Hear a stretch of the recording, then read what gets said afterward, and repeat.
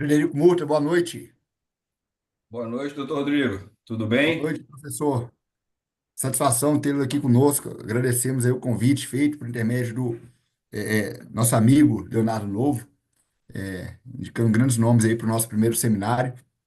E será uma grande satisfação tê-lo aqui nessa noite. Boa noite.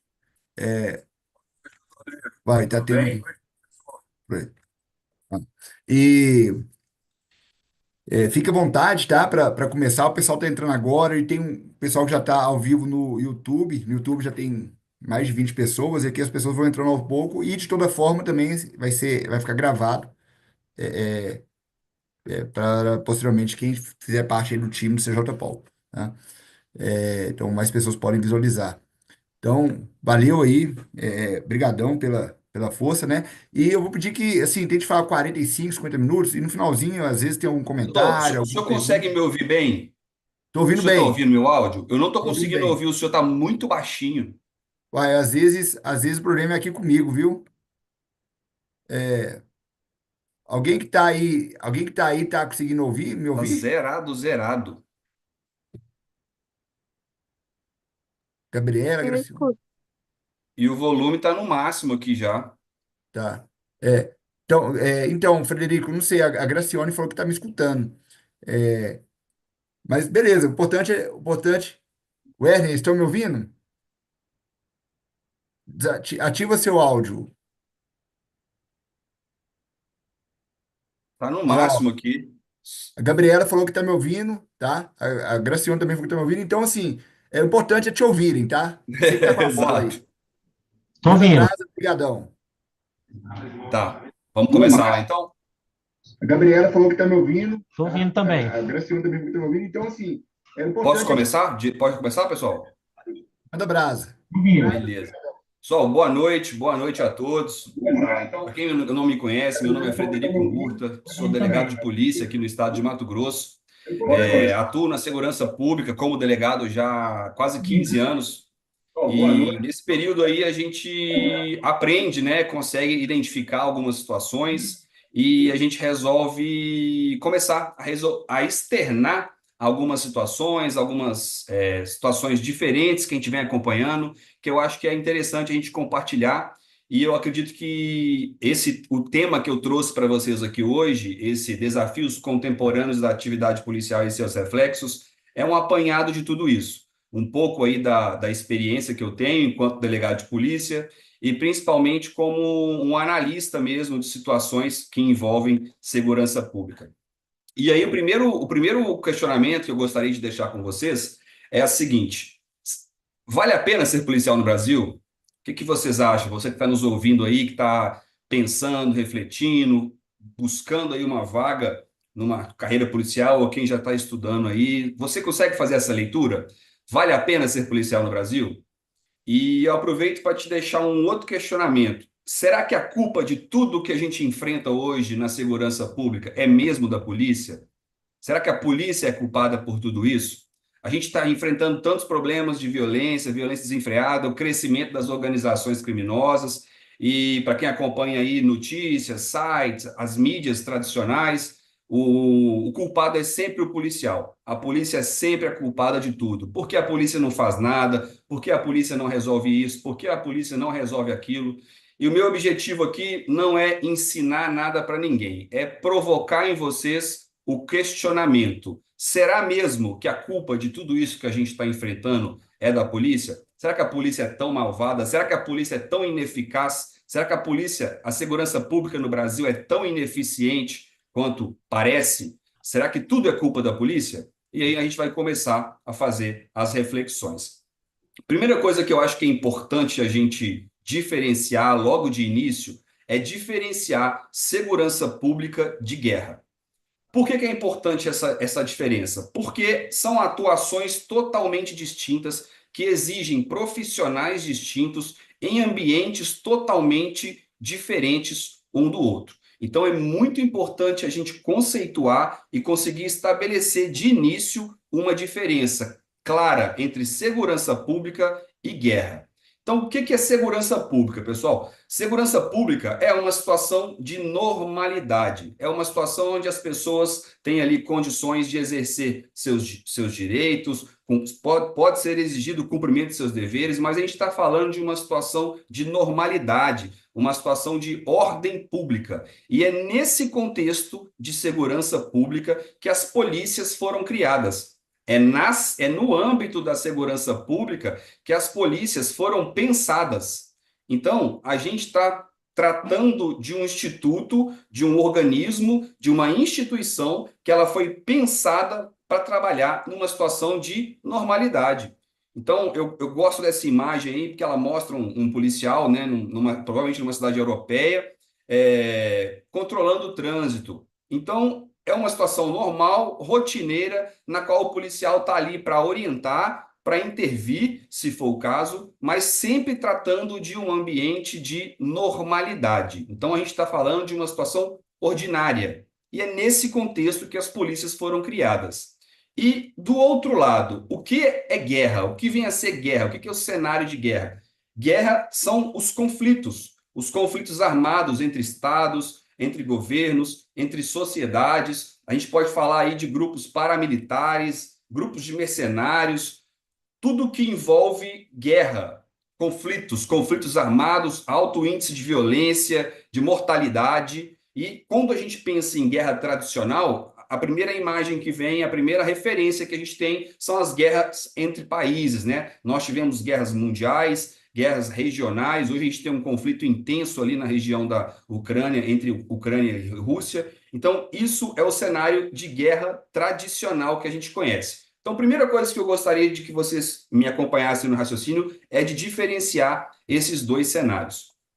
Pois bem, e o que seria guerra irregular? Vamos lá. A guerra irregular é o que a gente chama de conflitos assimétricos. São guerras que não parecem guerras, são guerras que existem, mas elas não ocorrem de maneira ostensiva. E fica muito difícil delinear os conceitos, porque ali a gente não tem uma estratégia definida, a gente não tem um quantitativo de efetivo que possa ser mensurado, a gente não tem ali de maneira muito clara um território para que seja acompanhado um avanço ali territorial ou não. Então, a gente costuma conceituar a guerra irregular de guerra que aparentemente não é guerra. Então, observem que é um conceito diferente do conceito de guerra tradicional. E o que a gente tem como referência histórica? Por exemplo, guerrilhas, conflitos de sabotagem, situações de terrorismo, tudo isso são exemplos de guerra irregular. E na guerra irregular, diferentemente da guerra tradicional, a gente tem uma forma de vencer diferente. Na guerra tradicional, quem vence é quem derrota o adversário, quem mata o maior número de oponentes, de inimigos, quem toma um território, quem atinge ali um objetivo que era pré-determinado ali naquela situação de conflito. E na guerra irregular é diferente. Na guerra irregular, as forças irregulares, pelo simples fato delas não se deixarem vencer pelo Estado, elas já são consideradas vitoriosas. Então, é um conceito diferente e que eu gostaria que vocês fossem acompanhando o meu raciocínio para a gente trazer isso e ir fazendo aos poucos um paralelo com o cenário que a gente vive hoje no Brasil. Então, diferentemente da guerra, onde a guerra tradicional entre países, num contexto ali, grandes guerras que nós tivemos no contexto histórico, a guerra irregular, o simples fato daquela força, daquele grupo insurgente não ser derrotado, ele já está sendo vitorioso naquele conflito. E aí eu pergunto para você, diante desses conceitos que nós trabalhamos aqui, de situação de segurança pública, de guerra tradicional e de guerra irregular, dentro do que nós falamos, eu gostaria que vocês refletissem, nós estamos ou não em guerra? Isso é uma coisa que eu acho muito importante a gente trabalhar o tempo inteiro quando a gente trata de segurança pública. Por quê? Porque se nós estamos dentro de um cenário de guerra, ou um cenário que pode ser considerado um cenário de guerra, nós já estamos falando de um cenário no qual as polícias não deveriam estar agindo, ou se estivessem agindo, que não devessem ser cobradas pelos resultados. porque a polícia ela é uma instituição de segurança pública, ela é uma segurança que deve garantir a ordem pública, lei e ordem. Beleza? Então vamos lá. Crime organizado e polícia. Todo mundo tem acompanhado aí o cenário nacional do avanço aí desenfreado das organizações criminosas, né? Nos últimos meses, nos últimos anos aí, nos últimos meses aí, espantosamente ali a situação do Rio e da Bahia. Quem da Bahia nos assistindo aí, a gente sabe, tem acompanhado aí a dificuldade aí que tem sido a situação, a luta dos colegas da segurança na Bahia. A gente tem hoje um cenário bem demonstrado aí na lâmina que eu apresentei para vocês aí. Nós temos hoje cerca de quase 80 organizações criminosas no Brasil. Elas estão distribuídas aí no mapa. Esses dados aí são dados da Senapen, da Secretaria Nacional de Políticas Penais, do final de 2023, 2024 não teve alteração. Então, nós temos aí catalogadas 72 organizações criminosas no Brasil.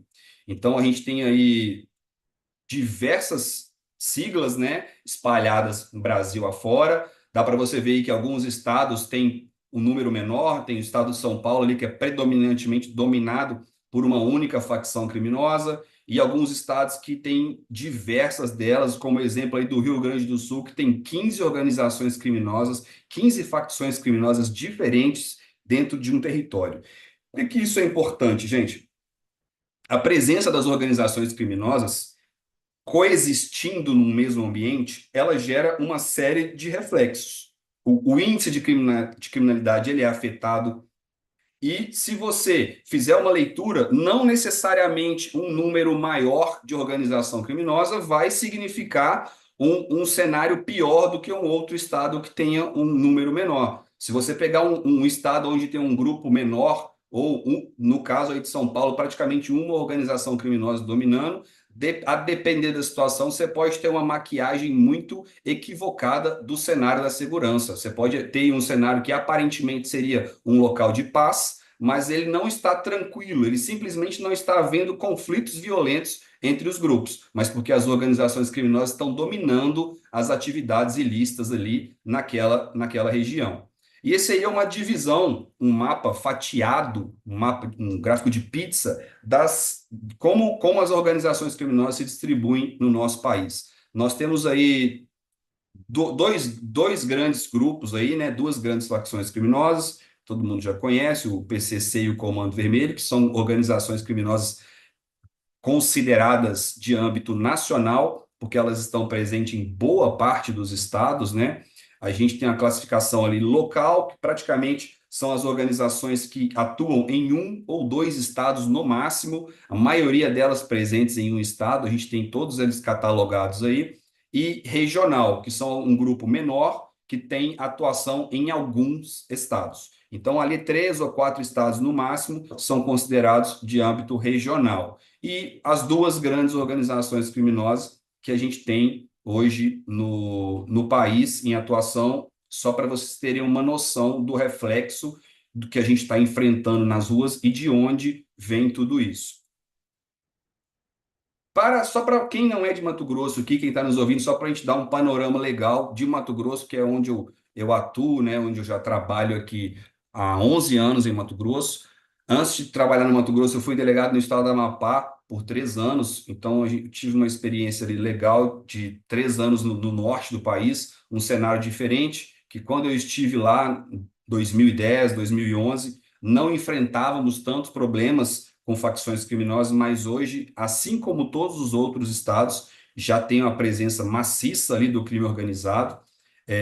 No estado de Mato Grosso hoje, nós temos a presença das duas principais organizações criminosas, que, não diferente na grande parte do país, estão presentes aqui e atuam dominando as atividades ilícitas aqui no estado. Uma presença bem maior do Comando Vermelho, diga-se de passagem, mas com uma presença já considerável de situações em algumas regiões pontuais de presença do PCC também. Até porque não poderia ser diferente, para quem não conhece a realidade de Mato Grosso, nós somos um estado de fronteira, nós temos 700 quilômetros de fronteira seca com a Bolívia, né, um dos principais produtores de cocaína do mundo. Então, desnecessário explicar o interesse que esses grupos têm aqui na nossa região, no nosso estado, e a gente enfrenta essas duas organizações aqui no estado. Isso foi só para vocês terem uma noção mesmo do nosso cenário.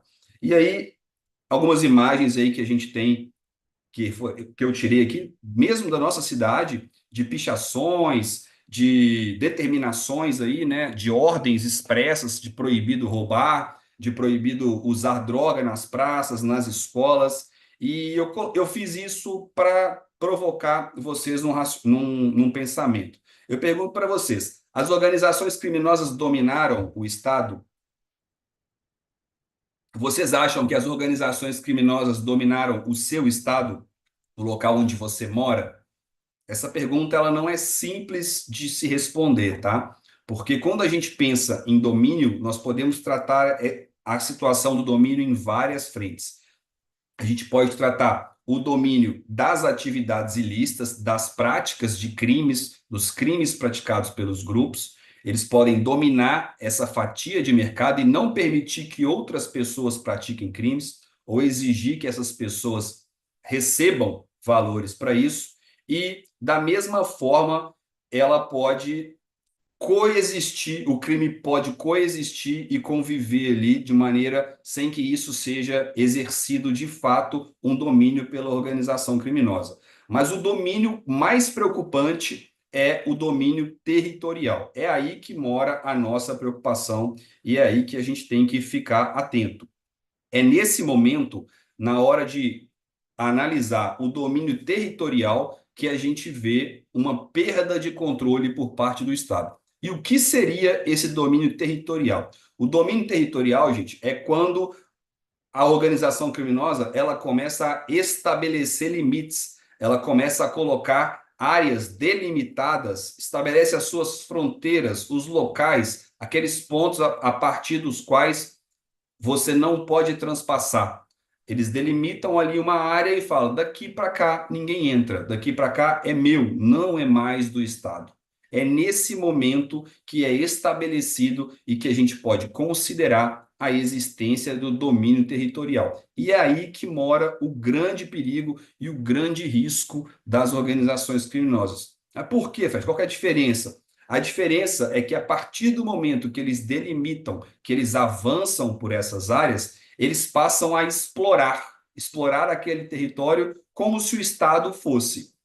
Então, eles, além de ditar as regras, de estabelecer seus próprios limites, seus códigos de conduta, as suas próprias leis, como a gente diz, né? O Estado paralelo, eles passam a explorar o território, assim como o Estado faz, cobrando impostos, cobrando taxas. Eles exploram, de fato, diversas atividades. Então, quando você vê cenários como no Rio de Janeiro, como a gente tem na Bahia, cenários hoje de estabelecimento de barricadas, de locais ali onde é impedida a passagem sem o controle, sem a autorização destes grupos, a gente tem ali um problema crônico. É um problema que ele não só ele aparenta, ele exterioriza uma situação, mas ele demonstra que ali aquela organização criminosa já conseguiu se impor no território de tal forma que ela não só mais está presente, mas sim ela exerce o controle daquela região. Então, esses grupos, a gente tem hoje no Rio de Janeiro e na Bahia, principalmente, são locais que a gente tem mais confirmado desse tipo de atuação.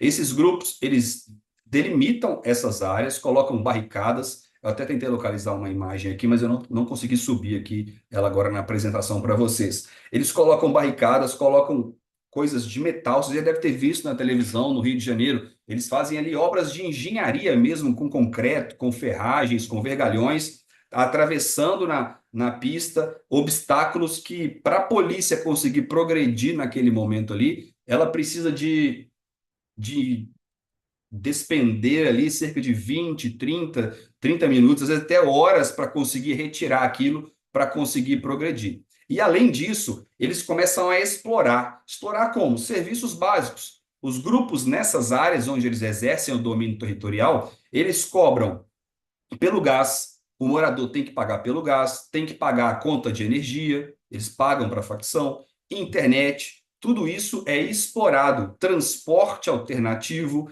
Então, são vários serviços básicos que aqui fora, né, nos locais de uma sociedade que não sofre com esse problema, as pessoas têm ali várias empresas fornecendo serviço, ou mesmo o próprio Estado fornecendo esse serviço. Nesses locais, isso é 100% explorado por esses grupos ou por alguém que vai agir ali com a anuência desses grupos.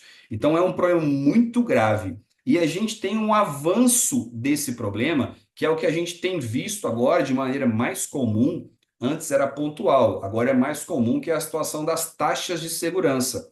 Para quem tem acompanhado aí o avanço disso pelas notícias, quem acompanha muito noticiário aí e jornais aí que trazem informações policiais, tem se tornado muito comum em diversos estados a cobrança de taxas de segurança.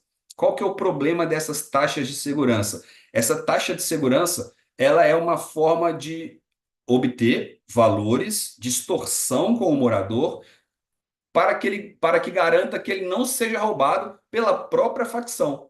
Ou seja, o morador ele está sendo extorquido como uma forma de garantir que ele não sofra da violência praticada pelo mesmo grupo. Só que isso está extrapolando as barreiras dessas áreas dominadas. E aí que aumenta a preocupação, que aumenta a sensação de insegurança das pessoas que moram, principalmente nas grandes cidades. Você mora recentemente, vazou aí de um condomínio, né? Semana passada, salvo engano, de uma reunião de condomínio que foi convocada pelo síndico para estabelecer ali uma taxa de um valor mensal de R$ 1.800 que estava sendo exigido por uma facção criminosa na cidade de Madureira, região metropolitana do Rio.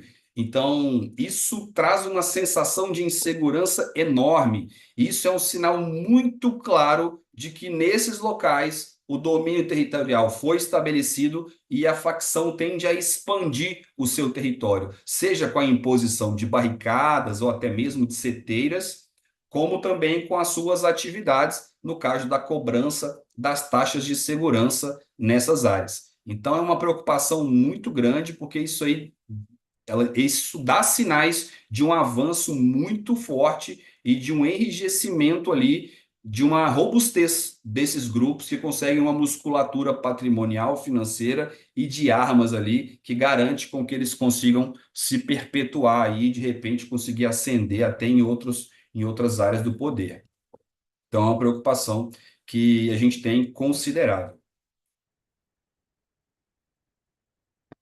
Um outro tema que eu gostaria de tratar para tratar com vocês,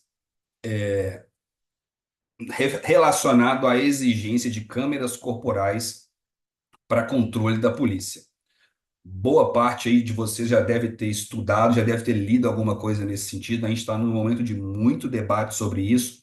A Polícia de São Paulo, principalmente, a PM de São Paulo, está sofrendo muita pressão sobre a questão da imposição das câmeras, e isso aí tem sido debate, principalmente no último ano aí no Brasil. E qual que é a situação das câmeras corporais? Por que eu acho que é importante a gente fazer isso? Porque a câmera corporal, ela engloba uma variedade muito grande de problemas e de nuances que não podem ser ignoradas na hora que a gente fala da atividade policial. Primeira coisa que eu pergunto, como que a câmera vai ser utilizada? Quem vai utilizar a câmera? Todo mundo vai utilizar? Vai ser utilizada para quem está fardado? Vai ser utilizada para o policial que está na rua? Vai ser utilizado para todos os policiais? E os grupos especializados, como é que fica? Então vamos trabalhar com dados, né? Vamos trabalhar com informações.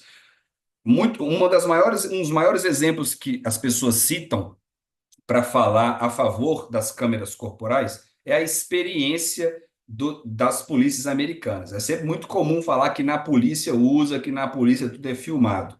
Então vamos lá. Primeira coisa, na polícia nós temos mais de 17 mil instituições policiais. É um sistema totalmente diferente do nosso, que tem uma pluralidade enorme de instituições. Então são mais de 17 mil instituições policiais. Observe que não são policiais, são instituições. Então, a gente vai ter ali um universo enorme de realidades distintas uma das outras. E nós temos algumas experiências que foram feitas por lá com grupos de teste, e alguns exemplos que eu gostaria de comentar com vocês. Em Washington, na capital federal, em Washington, D.C., eles fizeram um teste com um grupo de policiais durante determinado período. Foi colocada as câmeras neste grupo, na sua atuação, e foi medida ali a questão de reclamações e de resultados de ocorrência. Então, durante o período que esse grupo foi monitorado por câmeras, percebeu-se que não houve nenhuma diferença e que não houve uma diminuição no número de queixas, porque boa parte dos questionamentos é no sentido de reclamações de questionamentos sobre a atividade policial, de violência policial, para que seja exercido um controle. Então, nesse grupo de teste, não houve uma diminuição no número de queixas que justificasse a colocação das câmeras.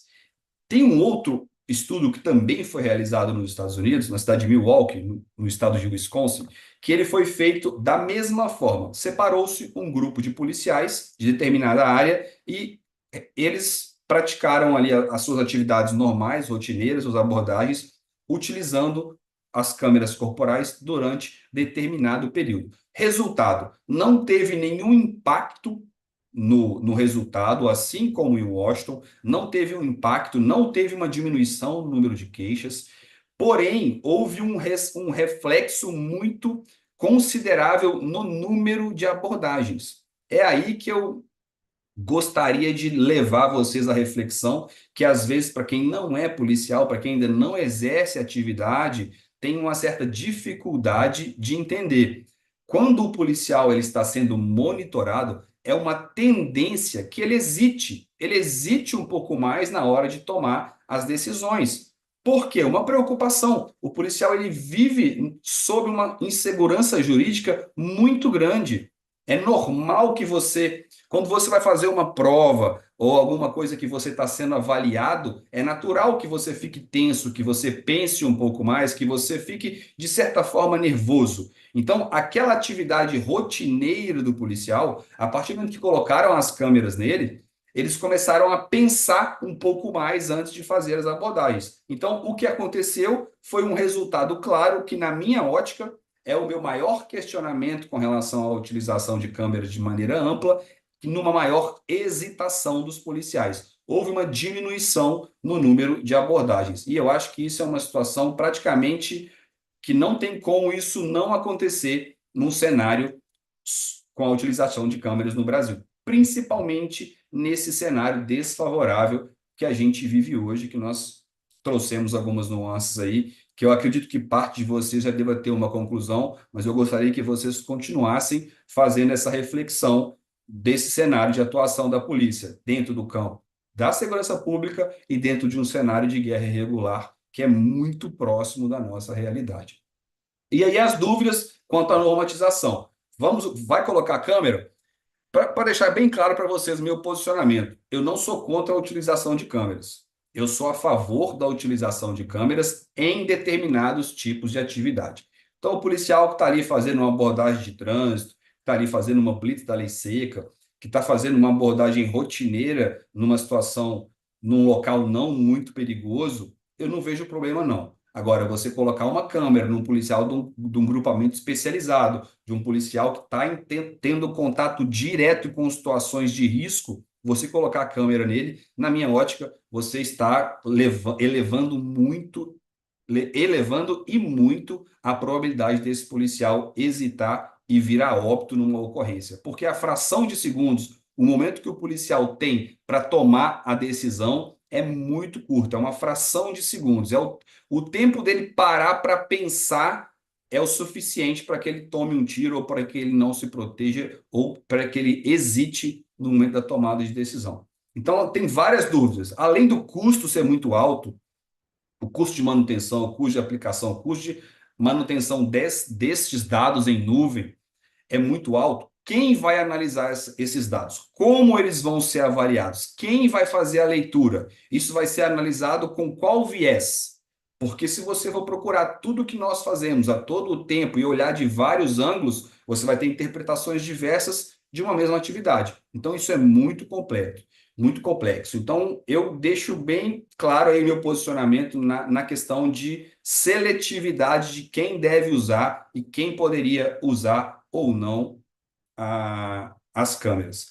E aí, a questão da insegurança jurídica que o policial vive, a gente trabalha com praticamente com medo de ser punido a todo momento, questionamentos na questão de utilização de algemas, fundada suspeita para abordagem, condições coercitivas, entrada em domicílio, dia após dia, nós temos alterações de entendimento de tribunal, um posicionamento diferente do outro. O policial ele não tem condições e ele não tem tempo de parar durante uma ocorrência no calor dos fatos e fazer uma leitura jurisprudencial e pensar, se eu colocar isso, dá problema. Mas tem um tribunal que falou isso, tem um tribunal que falou aquilo. A vida do policial não é essa. A vida do policial é na hora. A gente está na ocorrência na hora, a troca de tiros acontece na hora. Não dá para ficar pensando muito. Então, a partir do momento que vai ser filmado, que vai ser registrado toda a ação do policial, isso tem que ser pensado.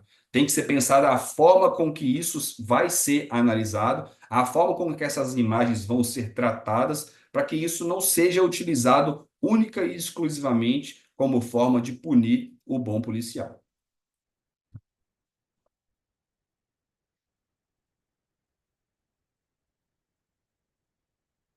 Resultados disso, né, de aplicação de câmeras sem uma análise profícua dessas situações. A hesitação, que eu falei, que é o que vai gerar o maior problema, o maior transtorno ali na atividade do policial, o desestímulo à proatividade.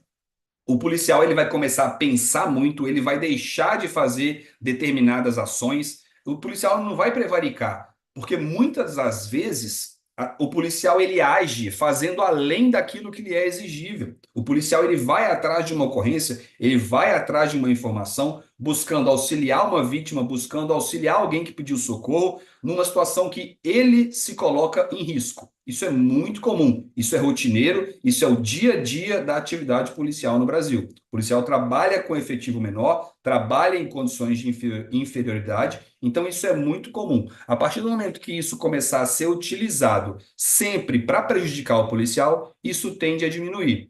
Diminuindo as ações policiais, consequentemente, os índices criminais vão subir.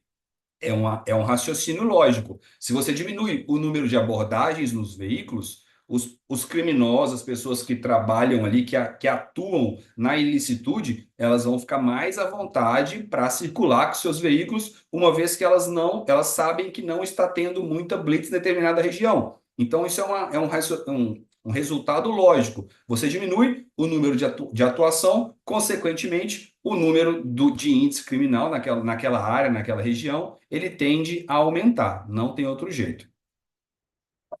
Tranquilo? Então, essa é a minha opinião com relação às câmeras corporais. Não gosto de ficar em cima do muro nesse aspecto, gosto de falar, mas queria deixar bem claro para vocês aí os problemas e gostaria que vocês refletissem aí para que vocês entendam que não é tão simples quanto parece. E não tem como a gente falar de problemas envolvendo as, as situações policiais, as atividades policiais, os reflexos, e não falar da bendita audiência de custódia, né? Então, a audiência de custódia, todo mundo conhece, todo mundo já ouviu falar, todo mundo já leu sobre isso. A gente sabe o motivo pela qual ela foi criada. Ela não é um problema em si próprio, eu acredito que ela tenha sido criada como um instrumento positivo. Isso aí foi trazido, né? Foi criado pelo CNJ, foi trazido pelo pacote anticrime, todo mundo sabe. E a justificativa ali era de dar uma abrangência ali e trazer uma similitude com o tratado internacional. Só que trouxeram isso com o escopo ali de dar celeridade, de trazer uma roupagem de legalidade ali para a prisão, mas na prática não há nenhum tipo de vantagem. Por quê? Porque a audiência de custódia ela não faz hoje uma análise dos fatos como poderia ser. Nós tínhamos um problema, de fato, tínhamos um problema considerável há alguns anos de pessoas que eram recolhidas ao cárcere e ficavam presas ali meses, anos, sem sequer ter a oportunidade de sentar de frente a um juiz numa audiência e ter seu caso analisado. Isso era uma situação comum. A gente sabe que o nosso sistema é falho e, de fato, aconteciam situações muito tristes nesse sentido, então era muito comum que isso acontecesse. A audiência de custódia, ela veio como um instrumento que, num primeiro momento, poderia evitar esse tipo de situação, mas na prática não é isso que acontece. Na prática, os fatos não são analisados. Para quem já teve oportunidade de acompanhar, essa ilustração aí que está na tela é da audiência do cafezinho, né? É um dos casos aí que ficou bem conhecido, quando a magistrada durante a audiência, oferece um casaco, oferece um café, pergunta se está tudo bem, pede para baixar o ar. Isso é uma situação fatídica, né? Mas é para ilustrar uma situação de protecionismo. É para ilustrar uma situação de como as coisas têm sido conduzidas no Brasil hoje. Então, na prática, a audiência de custódia ela é feita para quê? Para controlar a ação da polícia. Como tudo que acontece. A gente está falando de câmera, é para controlar a ação da polícia.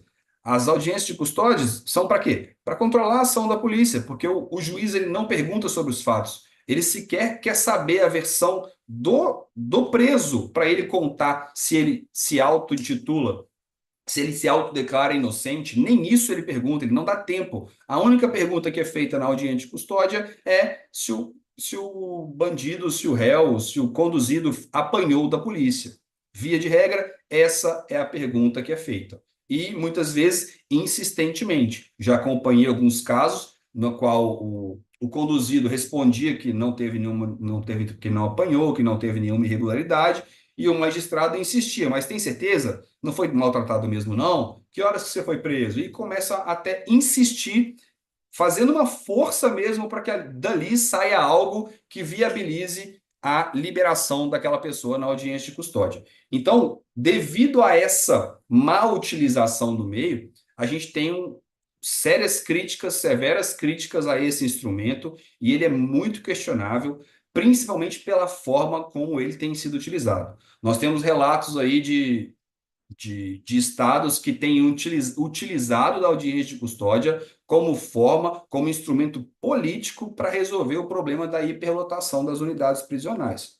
Ou seja, ao invés de se investir em dar condições para receber os presos, para acolher as pessoas, para conduzir essas pessoas que foram presas em flagrante ou por força de mandado judicial, para que eles possam ser recolhidos e cumprir pena ou aguardar preso preventivamente de maneira digna, decente, ao invés de se investir na construção de espaços para isso, opta por liberar essas pessoas em audiência de custódia e colocar eles novamente na rua. Então, é um instrumento que muitas vezes é utilizado com esse viés. Ele simplesmente fica muito mais fácil, fica muito mais barato para o Estado você liberar o cara, liberar o cárcere, esvaziar o cárcere, esvaziar a cadeia e devolver o problema para a sociedade. E aí, qual que é o problema? Quem que vai ter que resolver esse problema na hora que ele volta para a sociedade?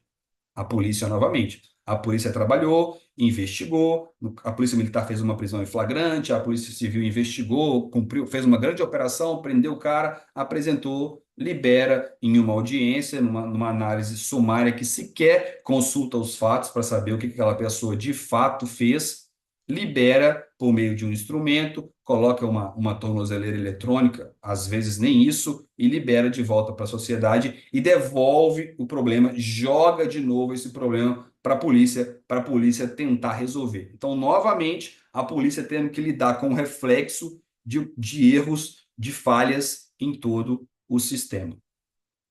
Tranquilo, pessoal? Vamos lá. Guerra informacional. O que seria guerra informacional? Esse é um dos frontes de guerra hoje mais agitados e de maior impacto quando a gente fala de polícia e de segurança pública. É a guerra da desinformação. Então, hoje, a gente tem, além dos veículos tradicionais, que, via de regra, tem sempre um viés desfavorável para as polícias, isso é tradicional aqui no Brasil, a gente tem que enfrentado uma grande dificuldade com relação a ONGs organizações não governamentais aí, fóruns, institutos de, de vários tipos, com vários enfoques que fomentam e que atuam diretamente na desinformação, na produção de materiais, na produção de estatísticas, sempre desfavoráveis à atuação das polícias. Então, eu até citei, essa imagem que está na tela aí, de um seminário aí que ocorreu no estado do Rio de Janeiro, em 2024, cujo tema, o título do seminário era Desinvestimento e Controle das Polícias. Ou seja, era um seminário feito dentro de uma universidade no estado, buscando formas, buscando meios, buscando justificativas para tirar investimento das polícias e aumentar o número do controle. Então, isso aí não é uma situação ilustrativa, tá? Eu não criei, isso de fato existiu, mas é só para trazer um exemplo do que a gente do que a gente tem enfrentado no Brasil. Então, são vários movimentos, várias ONGs, a gente tem aí várias investigações que já deixaram claro que esses institutos, principalmente essas ONGs, elas têm sido utilizadas, têm sido bancadas pelo crime organizado, com dinheiro ilícito, obviamente, para que possam atuar de maneira militar, de maneira muito forte no combate, no bombardeio de informações, de notícias, de movimentos que visam tentar enfraquecer a atividade policial em todo o Brasil. Então, a gente luta muito com isso, com a mídia, com a exposição ali de situações. Hoje em dia a gente tem muitas câmeras espalhadas, né, nas vias públicas, então é sempre muito complicado, sempre muito complexo analisar as situações policiais pelos mesmos motivos das câmeras corporais. A atividade policial ela é uma atividade dinâmica, ela é uma atividade rápida, ela exige do policial uma decisão ali numa fração de segundos, e a depender da situação, a depender do ângulo que você pega uma imagem, você pode criar ali na sua cabeça ou fazer uma leitura totalmente injusta de uma situação que, dentro de todo um contexto, possa vir a ser justificável se fosse melhor analisado. Então, é um problema muito grave que a gente tem hoje de lidar com a guerra informacional e a gente sofre muito com isso. E um dos meios que a gente tem hoje para fazer um contraponto a isso é a utilização das redes sociais, né? Que graças a Deus ainda não tem nenhum tipo de regulamentação e é o local que a gente tem para poder propagar e propagar o outro lado e mostrar que nem tudo é o que parece. As notícias são muito comuns nos veículos tradicionais nesse sentido, né? Sempre enaltecendo, aumentando ali, colocando um headline muito chamativo para dar o clique, para chamar a atenção, para vender a notícia. Mortes por intervenção quase triplicam em 10 anos no país. Então, aqui é um exemplo disso. Você está trazendo aqui um dado que a morte por intervenção quase triplicou em 10 anos. Mas, obviamente, a quantidade de armas, a quantidade de confrontos, o enfrentamento das organizações criminosas de 10 anos para cá, triplicou, se não aumentou um número maior de vezes. Então, a gente tem um cenário totalmente diferente do que tínhamos há 10 anos, e aí você vê matérias simplesmente focadas e direcionadas no prejuízo da imagem do policial, né? Então, uma luta constante com todos os veículos, com muita notícia contrária. Então, um jornalismo cada vez mais parcial e a gente tem que lutar contra isso. Então, são exemplos de matérias aí, né, que sempre prejudicam muito a imagem da polícia e esse é uma luta diária que nós temos. Vou falar rapidamente aqui sobre a DPF 635, que eu acho que ela não deixa de ser pertinente, embora tenha havido um julgamento recente. A DPF 635, todos ouviram falar, todos sabem o que é, né? Para quem não sabe, ou pelo menos ouviu falar, foi uma ação de descumprimento de princípio fundamental, mais conhecida como a DPF das favelas. Ela foi proposta em 2019 pelo Partido Socialista Brasileiro, junto com a Defensoria Pública do Rio e um consórcio de ONGs. Qual que é a ideia? A ideia era restringir as ações policiais nas comunidades cariocas com o fundamento de que não se propagasse o vírus na época do coronavírus. Então, durante a pandemia, ali em 2020, o STF deu uma decisão restringindo as ações da polícia nas comunidades, nas favelas do Rio de Janeiro.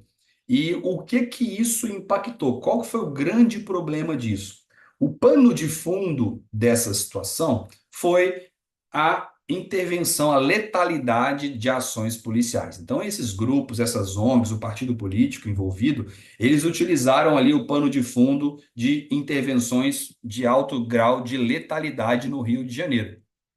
Então, eles usaram esses dados, que são dados, muitos dados reais, mas em decorrência da situação do Rio de Janeiro, e fundamentaram ali como uma forma de bloqueio para que não acontecesse mais isso, utilizaram a pandemia. Então, aproveitaram-se de um momento que o mundo atravessou, de uma situação de excepcionalidade, e bloqueou-se a entrada das polícias nas favelas do Rio durante um período. E o que que isso aconteceu? Isso veio, acabou se protelando até agora, e recentemente nós tivemos um julgamento aí que deu uma arrefecida nas restrições, mas nesse período aí de 4 anos de bloqueio, de 4 anos de impedimento de atuação das polícias, isso aí fez com que os grupos se armassem e se aparelhassem de uma maneira como nunca foi visto.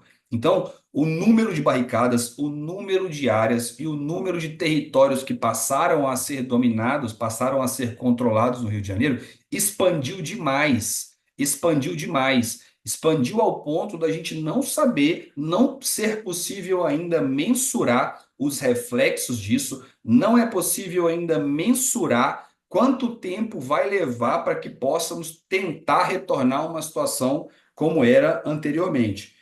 Então, bastou ali 3, 4 anos de impedimento de atuação policial para que o número de fuzis aumentasse, para que o número de criminosos aumentasse, e isso é um reflexo que não fica só no Rio de Janeiro. A gente sempre fala do Rio quando fala da DPF.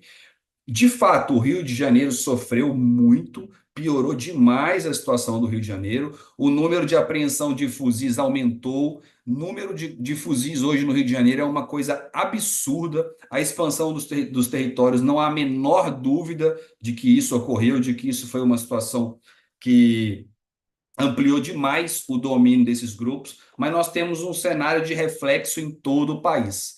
Então, a exemplo dessa matéria que está aí, ó, a gente tem situações de operações semanais hoje no Rio de Janeiro de apoio. Eu tenho contato direto com os policiais da CORE do Rio de Janeiro, a gente já fez algumas atuações juntos, e a gente tem notado lá o reflexo da DPF que trouxe prejuízo para todo o país. Porque hoje, os criminosos, os líderes de organização criminosa de todos os estados, eles, quando fogem ou quando têm a oportunidade de sair do estado, eles vão para o Rio de Janeiro e ficam lá vivendo normalmente dentro das comunidades, protegidos, e de lá fazem ali dão as suas ordens, controlam os seus negócios e exercem as suas atividades livremente, sem nenhum tipo de controle devido a essa situação geográfica que favorece muito esses grupos e principalmente por conta da ADPF 635 que causou esse prejuízo para todo o Brasil.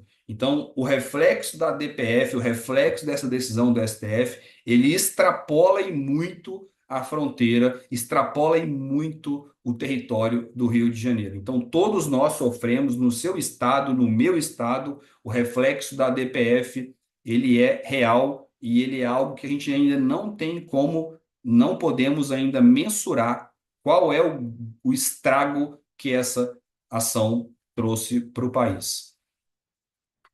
E eu gostaria de finalizar com vocês aqui, o nosso tempo está terminando. Eu tenho feito um trabalho aí, eu tenho feito um pouco de. Tenho me posicionado um pouco mais em redes sociais, uma coisa que eu não fazia. Tenho 15 anos na polícia, eu nunca fui muito de dar entrevista, nunca fui muito de exposição, mas diante de todo esse cenário aí que a gente conversou, que a gente apresentou aqui hoje, eu tenho refletido muito e eu cheguei à conclusão de que se a gente não começar a se posicionar a gente nunca vai conseguir sair do lugar. É muita gente discutindo assuntos que não conhece, é muita força contrária, é muito dinheiro do crime organizado aplicado, muito dinheiro investido no sentido contrário, investido na guerra informacional, investido na formação de profissionais para inserção nos cargos públicos, investido em patrocínio de situações políticas. Então, eu penso que nós não podemos mais nos calar. E as redes sociais estão aí como instrumento para a gente fazer isso. Então, eu tenho feito esse movimento e sugiro a todos vocês que pensam da mesma forma, todos vocês que querem um país um pouco mais seguro, um país um pouco mais justo, com que vocês possam não somente serem mentes pensantes, cabeças pensantes, mas também possam se expor, possam fazer coro e auxiliar nessa luta que a gente tem hoje, que é uma luta muito dura, mas eu acredito que tem jeito. Eu acredito que daqui a algum tempo a gente pode ter algum resultado positivo, se todo mundo que pensa da mesma forma começar a se posicionar e deixar de se omitir. Então, agradecer o Rodrigo aí, doutor Rodrigo, pelo convite e um abraço a todos. Boa noite. Frederico Murta, o senhor é delegado de Mato Grosso do Sul? Não, Mato Grosso, Cuiabá, Mato Grosso. Mato Grosso, certo. Parabéns aí, nossa, sensacional, gostei demais. E os comentários aqui, essa questão da guerra simétrica, guerra informacional, que são assuntos que têm sido falados de forma mais recorrente nos últimos dias, em razão do que tem acontecido com o país, né, como bem destacou, do crime organizado ocupando espaço, como comentário, ele formando um verdadeiro estado paralelo, né, e a polícia ao contraponto a esse avanço, né. Só um feedback rápido, Fernando, doutor Fernando, as pessoas que assistiram, né, a maior parte, grande parte, muitas assistindo ao vivo pelo YouTube, elogiando aí a sua aula, excelente explanação, depois somos obrigados a escutar que a polícia prende mal,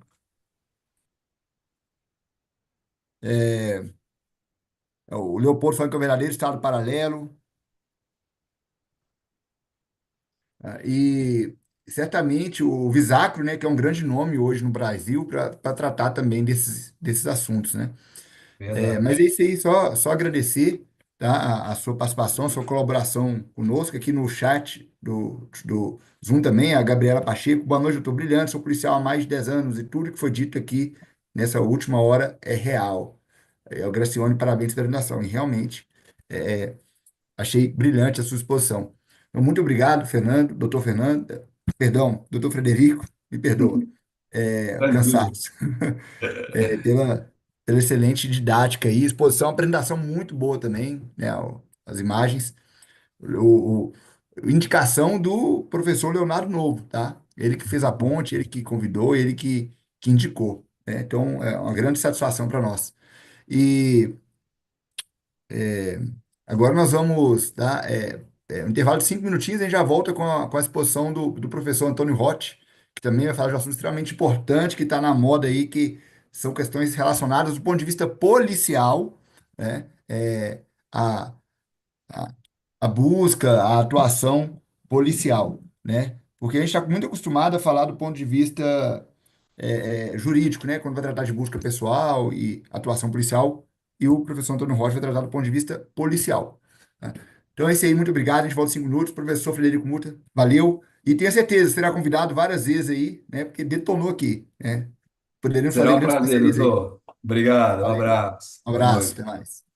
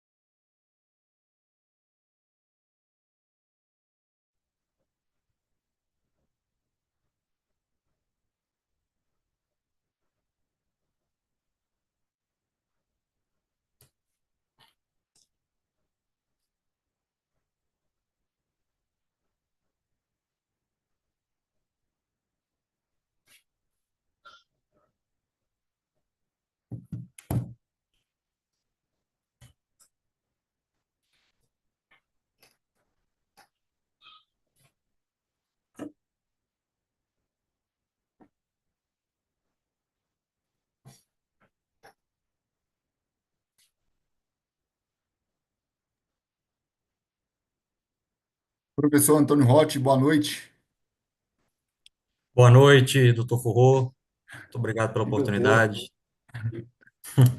valeu, meu amigo. É sempre uma honra estarmos juntos, né? Somos colegas de turma, aspirantes 2007 da gloriosa PMMG. E deixo registrado aqui, né?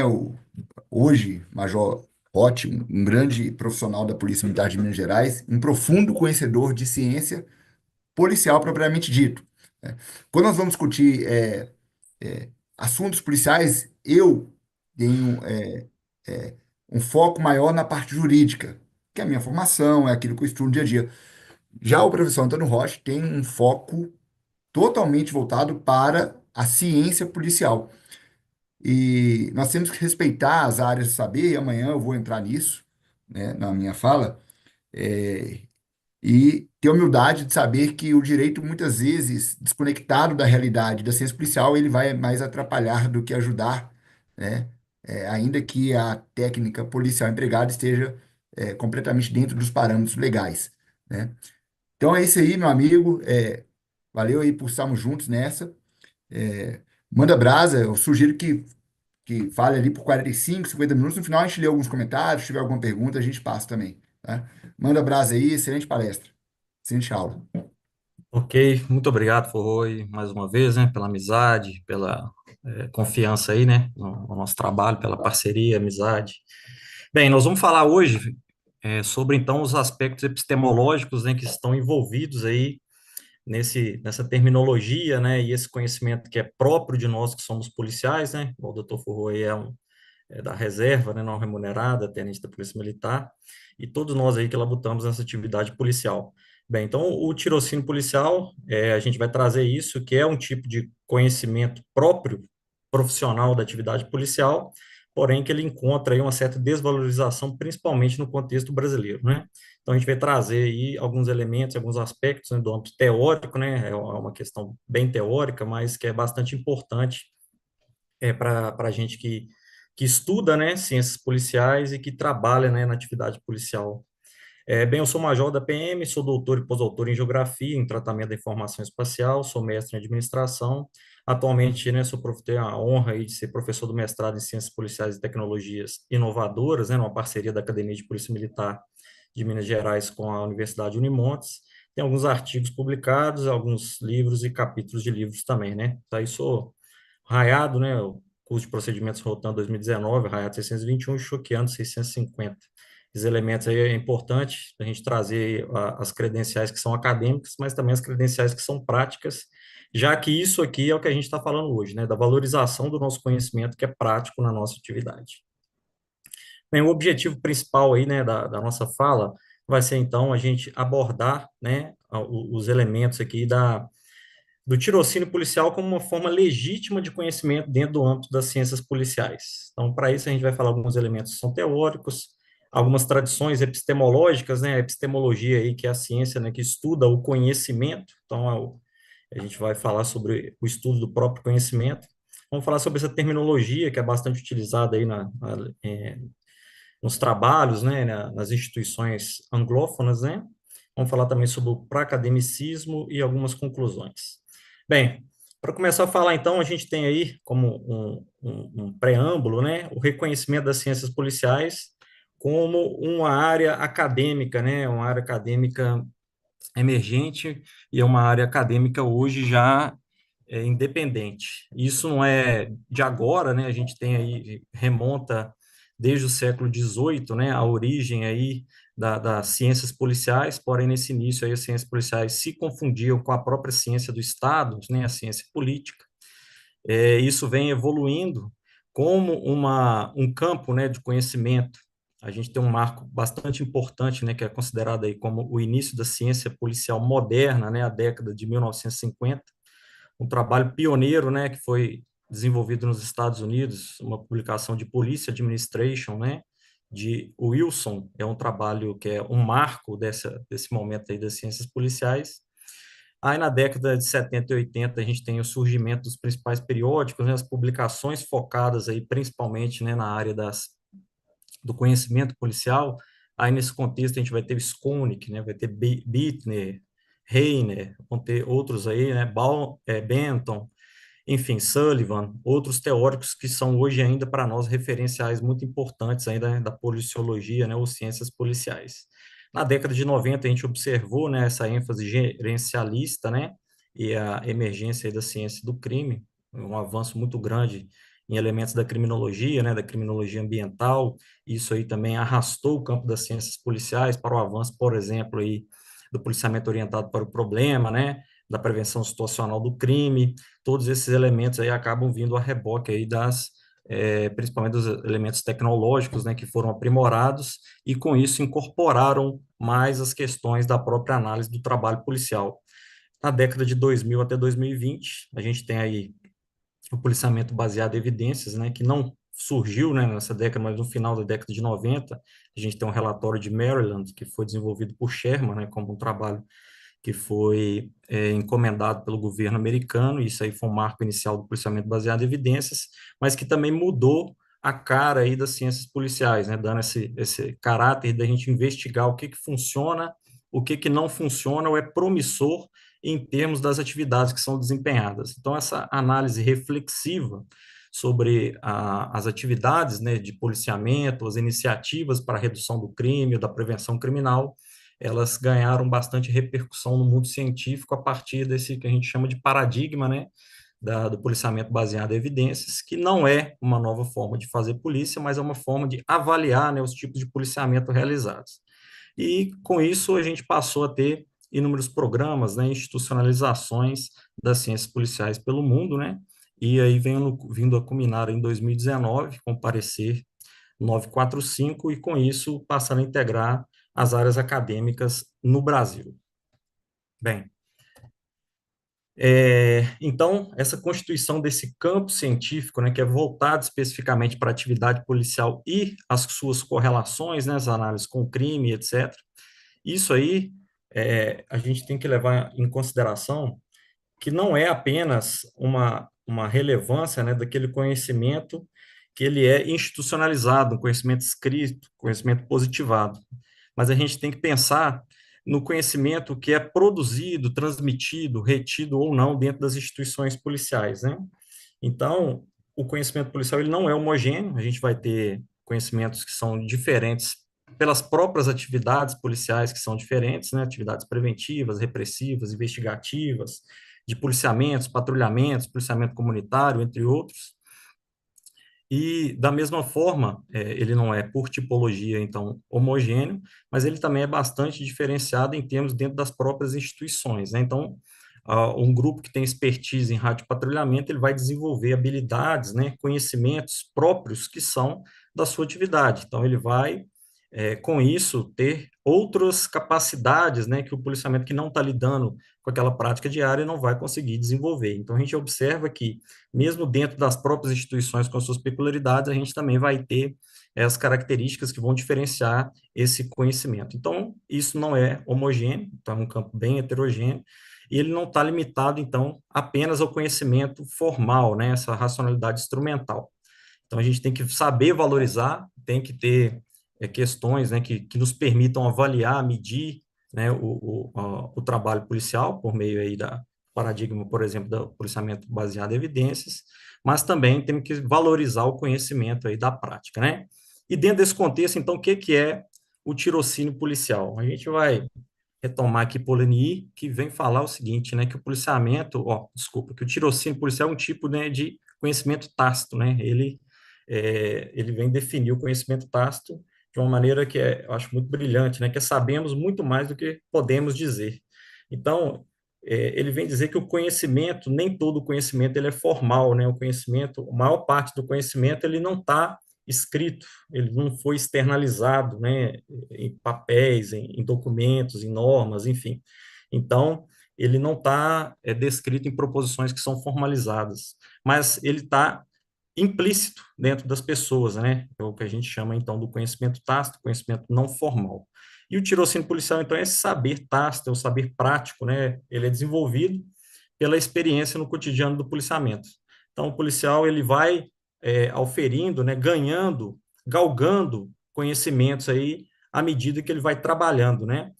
Mais à frente a gente vai procurar falar que também a gente tem uma máxima aí, né, que acaba acontecendo em muitas academias de polícia, né, que quando o policial sai da academia, né, egresso ali dos cursos de formação, há uma fala seguinte, né, agora ele vai aprender o que é ser polícia, né? E isso aí, na dimensão do tirocínio policial, ele vai sim aprimorar, né, e vai conseguir, por meio da sua experiência, angariar esse tirocínio policial, mas isso não pode estar desassociado, né, do conhecimento que ele está aprendendo na academia de polícia militar, ou das academias de polícia civil, enfim, né, dos cursos de formação de polícia, né, de guardas também, outras atividades que são afetas a policiamento, segurança pública de maneira geral, né, todas as atividades de segurança.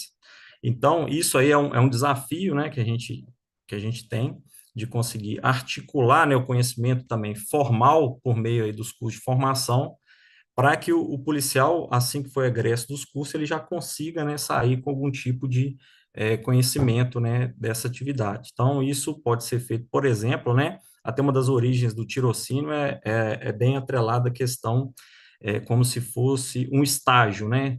Na nossa dimensão que a gente aplica essa terminologia, não é essa conotação, né? Não é um estágio inicial, não é um conhecimento primário, mas, pelo contrário, né, um conhecimento que vai se robustecendo com o tempo. Aí eu trouxe uma citação aqui bastante interessante, né, do Ratcliffe, que é uma das pessoas mais proeminentes aí dentro das ciências policiais e do policiamento baseado em evidências, mas ele vem falar, né, e valorizar aí o conhecimento experiencial, né, o conhecimento da prática. Então ele fala que destaque ao contrário da intuição, a experiência pessoal é adquirida ao longo do tempo, se diante de uma situação refletirmos sobre os resultados das ações tomadas em circunstâncias semelhantes. Em outras palavras, pensamos em como agimos em eventos semelhantes e ajustamos nosso comportamento atual para alcançar um resultado melhor. Então, esse é uma das formas, né, da gente melhorar a prática policial por meio do tirocínio policial, né? Então, as pessoas que estão lidando naquela atividade diariamente, elas vão refletindo sobre as práticas, né? A gente comumente chama essas oportunidades aí como debriefings, né? Então, a gente executa um tipo de intervenção e, após a intervenção, é bastante comum e bastante salutar também que as equipes envolvidas, né, façam um debriefing, né, uma reunião pós-intervenção, principalmente para avaliar aquilo que deu certo, que não deu certo, e assim ele vai moldando, né, as próximas práticas, né? Então, na próxima intervenção que ele for realizar, a tendência é que ela seja melhor realizada, né? Isso engloba as questões de não exposição ao risco, né, as questões de um desfecho melhor, uma tomada de decisão, enfim, na solução de algum tipo de conflito. Então, a avaliação do que deu certo, que deu errado ali em âmbito prático, ele é extremamente valioso, né? E já o Bittner também, que é um outro extremamente conhecido aí, profissional das ciências policiais, fala que a substância do profissional policial deve resultar principalmente da prática policial e da experiência. Então, mais uma questão aí de valorização desse conhecimento, né, prático, conhecimento tácito, né, implícito do policial. Só que o fato da gente reconhecer as ciências policiais, né, de saber que parte delas é um conhecimento que é próprio das instituições, dos seus profissionais, isso acaba gerando algumas tensões, né? A primeira delas que a gente elencou aqui é a questão que tomou bastante notoriedade no Brasil, de algumas decisões judiciais, né, principalmente dos tribunais superiores, que criticando, né, a base aí, especialmente da fundada suspeita, como sendo uma intuição policial, né? Então, aqui eu trouxe uma parte de uma decisão, né? Não satisfaz a exigência legal por si sós, meras informações de fontes não identificadas ou intuições e pressões subjetivas, intangíveis e não demonstráveis de maneira clara e concreta, baseada, por exemplo, exclusivamente no tirocínio policial. A gente observa a desvalorização, né, desse tipo de conhecimento por parte aí de algumas instâncias do judiciário brasileiro. Bem, conforme a gente está falando, é, há uma tendência de que a gente respeite ou que tenha uma tendência a respeitar conhecimentos de algumas profissões que têm algum status, né, alguma relevância maior em termos de status na sociedade, por exemplo, os médicos, né? O médico também aplica muito o conhecimento da prática experiencial, né? O conhecimento ali que ele aplica na sua prática clínica, ele vai angariando isso e praticando ao longo da sua carreira, tornando-se cada vez melhor. Então, a gente confia, às vezes, muito mais, né, no médico mais experiente, né, do que um médico recém-formado por essas características, né? As pessoas tendem a ter esse comportamento em que pese também, por óbvio, né, uma pessoa recém-formada em medicina tem bastante conhecimento teórico e acadêmico sobre a prática, mas ele vai angariando e cada vez se tornando melhor na aplicação clínica, né, da atividade. Porém, quando a gente olha, por exemplo, da a atividade policial, isso aí não acompanha esse mesmo raciocínio quanto à valorização do conhecimento da prática, né? Uma outra questão também que gerou tensões, né, sobre a questão do domínio do conhecimento das ciências policiais são questões institucionais e políticas, né? Quem é o dono, né, do conhecimento das ciências policiais, né? Quem pode falar em termos de conhecimento das ciências policiais. Então, a gente viu diversos trabalhos aí, né, debatendo essas questões, né, que o conhecimento policial, das ciências policiais, não é exclusivo das instituições nem dos profissionais, e que existem, sim, pessoas do mundo acadêmico das diversas áreas que podem dialogar sobre esse respeito. Bem, eu trouxe aí também mais uma questão do especialista, né? O Hacktileaf também tem uma aplicação bastante interessante para a terminologia de especialista, né? Ele fala que o especialista é um título que é presenteado à pessoa, né? A pessoa não deve reclamar ou reivindicar o título de especialista, ele deve receber esse título, né, que deve ser conferido ou pela comunidade acadêmica, enfim, a sociedade como um todo. Então, para nós policiais, né, que também somos estudiosos da área, nós não temos que nos preocupar, né, com a ocupação da área em termos de conhecimentos das ciências policiais. Primeiramente, porque o conhecimento baseado na prática, ele já, por si só, né, a prioristicamente, ele é próprio dos profissionais que trabalham na atividade policial, né? Um acadêmico, ele pode estudar bastante, pode fazer observação, só que o conhecimento que é oferido aí pelo policial que atua na atividade, ele não vai conseguir absorver. Então, essa parte é inerente à nossa atividade.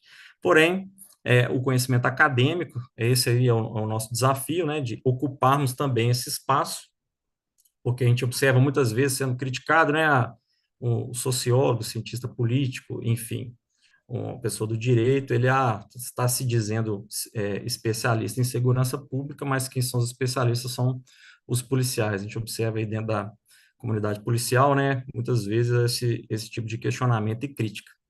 Mas igual a gente vem falando, nós não temos que preocupar com quem se intitula, né, especialista. Temos que nos tornar cada vez mais especialistas, né, de preferência fazendo fluir, né, confluir ali o conhecimento da prática, o conhecimento da experiência, também com o conhecimento acadêmico, né, nós temos plenas condições de fazer isso, mas muitas vezes não ocupamos essa lacuna, né, da ocupação acadêmica. Então, muitas vezes aí envolto nas atividades, né, da rotina profissional, é um desafio de fato, né, a pessoa conseguir conciliar, né, família, trabalho, também com estudo, mas isso aí é uma questão que é bastante importante para dar essa valorização, né, do conhecimento do policial para as ciências policiais. Então, para isso, a gente tem que ter uma epistemologia, né, que trate sobre o conhecimento na atividade policial, que ele seja ampliada e que ele seja plural, né? Não é apenas um campo, né, da epistemologia que vai conseguir abarcar, né, explicar tudo isso, mas uma série de teorias, né, enfim, uma série de pressupostos, né? A gente começou aqui, trouxe alguns exemplos disso, né? Então, de maneira, retomando a história, a gente tem lá Aristóteles, que foi um dos primeiros pensadores a distinguir sistematicamente, então, as formas distintas de conhecimento. Então, a gente tem a episteme, que aí vai ser a parte desse conhecimento que está ligado principalmente à construção da ciência. Tem a técnica, que está presente, então, trazendo isso para a nossa atividade, né, nos nossos protocolos, nas nossas técnicas, né, nas nossas formas de realizar o trabalho. Então, as nossas doutrinas, por exemplo, se enquadrariam, né, dentro dessa dimensão da técnica. E temos a frônesis, que então, aí sim, entra o tirocínio policial, já que esse é um conhecimento que ele está ligado principalmente ao conhecimento prático, né? O conhecimento aí da execução das atividades, né? O conhecimento advindo aí da experiência e da prática das atividades. Outra corrente aí, em termos da epistemologia, é o empirismo, que a gente também vê uma aplicação dele muito forte em termos das ciências policiais e principalmente quanto à valorização aí do tirocínio policial. Então, o empirismo, ele baseia-se, então, né, na experiência sensível e na observação, e para isso, toda aquela experiência, né, ele vem a produzir conhecimento. Então, é o conhecimento produzido por meio da experiência, né, da vivência, enfim, do contato, né, com os objetos que são de trabalho ou de estudo. Então, dentro dessa perspectiva, então, da epistemologia com base no empirismo, a gente tem que as atividades de patrulhamento, todos aqueles contatos, todas as formas de resolução de conflitos, enfim, a leitura de cenários, abordagem a suspeitos, né, os elementos da fundada suspeita, eles são produzidos conhecimentos com base no empirismo, né? Levando aí para as polícias investigativas, então as próprias estratégias de investigação,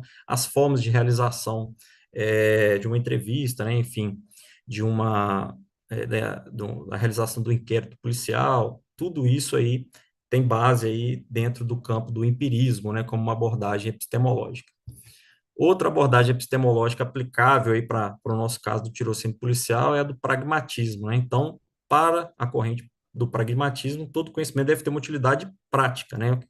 O conhecimento que tem validade, é um conhecimento que é valorizado, é aquele que funciona efetivamente. Então, isso aí já é de pronto aplicável aí para o tirocínio policial, né? Qual é o conhecimento que a gente vai querer guardar, né? Vai querer aplicar nas nossas atividades, aquele conhecimento que tem alguma finalidade prática, que vai nos dar algum tipo de resultado, né? Então, tem que funcionar. Por isso que eu falei que aquela reflexão que é feita após as intervenções, ele aí é uma aplicação do pragmatismo, né? Então, vai avaliar dentro daquela intervenção o que que deu certo, o que que não deu certo, para então aquilo ali virar uma memória, né, para que vai moldar as próximas atividades, né? A gente tem aí dentro da área da gestão do conhecimento, né, dois conceitos que são de lições aprendidas e lições identificadas. Então, por exemplo, a gente vê dentro de uma intervenção, a gente vai ter uma lição que a gente vai identificar, né? Ó, nós fizemos isso aqui não deu muito certo, a gente acabou se expondo a risco, mas isso a gente tem que transformar numa lição aprendida, né? Então, ela não pode ser somente uma lição identificada. Então, eu tenho que aprender aquela lição para eu aplicar isso novamente e, preferencialmente, que isso vire aprendizado, né, institucional e memória institucional. Isso a gente vai falar um pouquinho mais à frente, que o ideal é a gente conseguir também materializar isso por meio da conversão desse conhecimento, o conhecimento não ficar adstrito especificamente às equipes que estão trabalhando, né, as guarnições, enfim, as equipes de trabalho de maneira geral, né, aqueles grupos que teve contato com aquele tipo de conhecimento, mas o ideal é que a gente consiga transferir, né, levar esse conhecimento para toda a instituição, para ampliar a capacidade também dos outros profissionais. A gente tem uma outra abordagem que é a teoria da prática, né, que o saber ele é incorporado.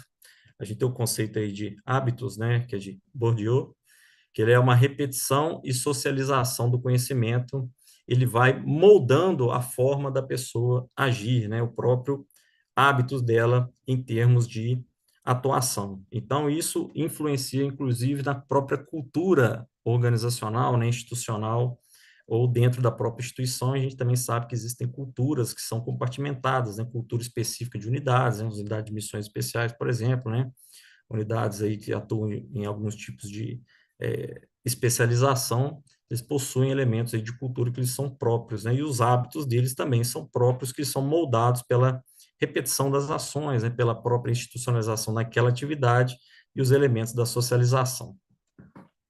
Bom, aqui a gente tem chama ciclo de Kolbe, né? Uma proposta teórica que fala sobre a aprendizagem experiencial. Como que isso, então, a aprendizagem, né, por meio da experiência, vem transformar e criar conhecimento. Então, é uma forma de teorização disso que a gente vem falando. Então, a gente pode observar, por exemplo, uma guarnição, uma equipe policial, que vai vivenciar, né, uma situação real, é uma ação, né, então ele vai agir. Após essa ação, ele idealmente, né, deve refletir, ver o que funcionou, não funcionou, pode ser aprimorado, quais elementos ali que poderiam ser mais bem feitos, né? Uma outra questão que é bastante importante nesse ponto é a gente refletir, né, qual que é o produto principal da nossa ação policial, são os nossos registros, né? Então, fazer a reflexão, né, refletir sobre os registros, a qualidade disso vai influenciar totalmente, né? A gente viu a palestra anterior aqui do delegado muito boa, vai vai refletir, por exemplo, na audiência de custódia, vai interferir posteriormente lá no, na persecução penal, né, na própria oferecimento ou não de denúncia, enfim. Então, isso é bastante importante, né, esse ciclo completo, né. Na sequência, então, a gente deve relacionar a experiência com a doutrina e a legislação. Bem, a gente tem uma doutrina policial, né? Tem doutrina em âmbito jurídico, doutrina em âmbito político, doutrina em âmbito religioso, e tem a doutrina policial, que no nosso caso a gente pode traduzir isso aí como as normas, né? Ou as definições institucionais que vão disciplinar aí o exercício do nosso poder de polícia. Isso é constantemente mutável, seja pelas mudanças na própria sociedade, né, evolução criminal, também a gente tem observado aí, né, essas questões aí de guerra assimétrica, de insurgências criminais, que isso é uma mudança, né, do nosso contexto social. Também tem as mudanças de legislação, que acabam por moldar nossas atividades, a gente tem que estar cumprindo as determinações da legislação, né, na nossa atividade. Então, a gente tem que verificar se essa nossa prática está adequada, né, para efeitos aí de própria segurança da equipe, seja segurança física ou segurança jurídica, né, e se há necessidade da gente alterar a própria doutrina, né, institucional. Isso aí é um ciclo de conversão do conhecimento em âmbito da instituição, mas é uma prática que a gente deve valorizar, né. A gente tem algumas, eu vou citar também num modelo que a gente descreveu para tentar resumir isso, né, de maneira mais didática, mas a gente tem em âmbito, por exemplo, da Polícia Militar em Minas Gerais, comunidades, câmaras técnicas, né, operacionais, que são comunidades de prática, né, essas comunidades de prática servem justamente para refletir se as práticas estão devidamente alinhadas às doutrinas institucionais, se há necessidade de algum tipo de atualização, mas isso não fica também somente preso a essas câmaras técnicas, né? A gente tem alguns grupos, né? Hoje em dia, os próprias os sistemas de informação, né, as redes sociais, né, os grupos de WhatsApp, né, a gente tem lá os Raiados do Brasil, Rotan, né, Grupo Rotan Brasil, por exemplo, né, que a gente tem a oportunidade de participar, onde diversas vezes a gente tem alguma prática ou alguma identificação de alteração aí, por exemplo, no modus operandi do mundo do crime, isso aí é socializado com as demais pessoas, de forma que a gente possa melhorar, né, atingir aí outras partes aí do Brasil, por exemplo, nesse caso, quando os grupos atingem esse nível, para melhorar as práticas, né? Então a gente tem essas oportunidades aí. Então a gente fazendo essa reflexão e conceitualizando, a gente pode aplicar de maneira aprimorada as próximas edições das nossas atividades, né? Então, se eu fiz uma abordagem que foi desastrosa em algum elemento, né, eu vou refletir sobre isso, verificar o que estava de maneira equivocada e vou aprimorar para aplicar nas próximas. Então, é aquilo que eu falei, que uma lição identificada tem que se tornar uma lição aprendida, né? A gente tem que aprender com a prática para melhorar a nossa atividade. Eu trouxe essa terminologia aí que é utilizada aí, principalmente em trabalhos no exterior, né? Que seria o conhecimento da prática de rua, né? O, ao pé da letra seria do artesanato da rua, né? Aquela atividade que é propriamente da prática. Então, ela é uma arte operacional, aí a gente tem uma grande discussão muitas vezes, né? A gente trata bastante sobre isso na disciplina do mestrado, se polícia é ciência, se é arte, se é só atividade profissional, né? E a gente entende que são todas as partes. Então, um dos conceitos é a arte operacional da aplicação da lei, que não é codificada em nenhum procedimento operacional padrão, nem ensinada em uma academia de polícia. Então, essa terminologia em idioma inglês, ela é bastante aplicável aí para o que a gente chama aqui de tirocínio policial, né? Essas habilidades e aptidões são desenvolvidas ao lidar com a rotatividade da criminalidade nas ruas ao longo do tempo. Então, por isso que a gente vai falar que ele vai sendo aprendido por meio da experiência, né? Vai sendo robustecido. E é bastante interessante essa outra parte da conceituação, o que chama de streetcraft, dentro da cultura policial, eles chamam daquilo que não parece certo, né? Então, dentro de um ambiente operacional, o que que seria a aplicação do tirocínio policial, né? A identificação no cenário de intervenção. Aí nós estamos falando aqui bastante especificamente, né, das atividades de policiamento ostensivo, né, de preservação da ordem. Então, é observar aquilo que não parece certo, né, ou que está fugindo daquela normalidade. Então, é uma expertise que ela é psicológica. Então, o policial vai desenvolvendo estratégias, né, cognitivas, vai desenvolvendo aí leitura de linguagem corporal, reconhecimento de padrões territoriais, gestão emocional em situações limite. Para quê? Para ele tentar identificar, seja num comportamento de uma pessoa suspeita, seja no ambiente, aquilo que não parece que está conforme, né? Então, uma das outras características aí do policiamento, né, em termos aí de patrulhamento, policiamento preventivo, é a sua ligação direta com o território. Então, o policial deve conhecer, né, o local de atuação, né? Reconhecimento do local de atuação é uma das premissas aí da sua intervenção. E da mesma forma, a gente pode pegar, por exemplo, até o do próprio Lawrence da Arábia, né? Ele vem falar do que ele chama de inteligência cultural ou inteligência etnográfica, né? Que é a capacidade que ele tem de abstrair ou perceber alterações junto ao comportamento das pessoas e receber informações, né, que sejam de inteligência, por exemplo, desse contato cultural com as comunidades onde ele faz intervenções. Então, tudo isso aliado, o pessoal cria um ambiente, né, uma capacidade psicológica, cognitiva, de perceber mudanças, né, sejam ambientais, sejam de comportamento das pessoas, que vão gerar a ele, então, o que a gente chama de fundada suspeita. Então, como que nós não podemos reconhecer essa capacidade, né, que o policial vai desenvolvendo e não valorizamos isso? Então, o chamado recruta, né, a pessoa que acaba de sair da academia, ele não tem essa mesma capacidade porque ele não teve a oportunidade de experienciar isso. E a gente tem que saber valorizar. Então, é bastante importante, retomando lá as críticas do judiciário, né, que a gente consiga demonstrar, né, o valor e a importância desse tipo de conhecimento que traz bastante resultado em termos de segurança pública, principalmente. Aí uma aplicação, então, conforme eu falei, em termos de fundada suspeita, então esse conhecimento do tirocínio, né, então a gente tem aí um dos elementos, né, da fundada suspeita é uma circunstância que é suspeita, que é um elemento chamado de incongruência. E isso aí não é uma característica que é própria apenas dos policiais, né? Então, todas as pessoas têm uma tendência de fazer estereótipos dos lugares, dos comportamentos, enfim, vai criando um padrão para o comportamento das pessoas em determinada situação, né? Em determinado local, em determinada época do ano, enfim, as pessoas têm um tipo de comportamento. E quando foge aquele comportamento, isso aí chama a atenção, né? Eu trouxe esse livro aí como um exemplo bastante proveitoso, que é Em Defesa do Preconceito, a necessidade de se ter ideias pré-concebidas.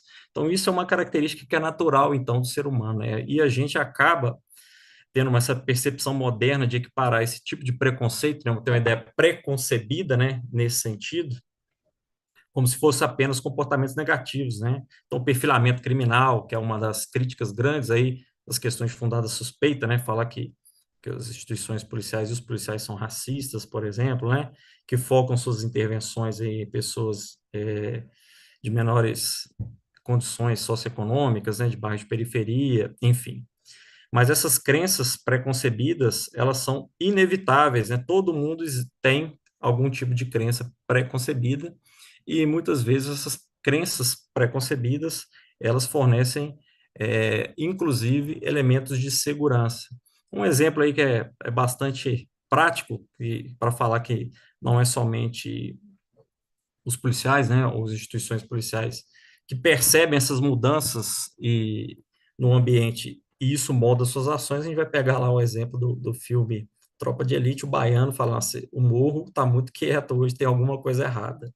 Quando ele faz essa observação, ele está dizendo que o ambiente está apresentando uma incongruência, né? Aquele tipo de comportamento não é o comportamento ambiental das pessoas naquele ambiente, que é comum. E isso vai moldar o seu comportamento, né? Vai fazer com que ele fique ali antenado, né, nas questões. Aí, então, a aplicação dessa incongruência, então, essa imagem de uma vaca em cima da árvore, que a gente procurar, então, identificar nesses elementos de incongruência é uma das nossas formas de fundada suspeita. E isso aí nada mais é do que uma aplicação de um método observacional. E o método observacional, ele é o método, a aplicação de método científico.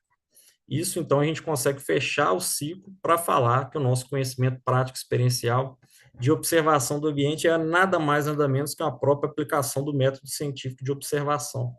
E isso aí tem que ter validade, né? A gente consegue falsear e verificar para valorizar esse tipo de conhecimento. Outro tipo aí de aplicação fundada suspeita, né, em termos dessas observações do comportamento, são as pistas não verbais, né?